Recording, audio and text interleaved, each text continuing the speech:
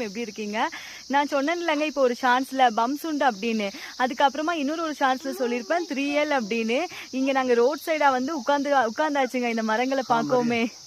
I bet you never ate this variety of apples before. Yes, not available. இதோட பேர் தாங்க 3L. 3L, huh? 3L, yes. Okay.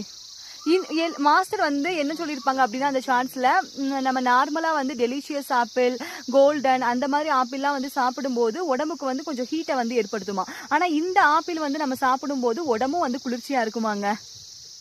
After eating this apple, when you will eat this, you will feel chill effect. Chill effect, huh?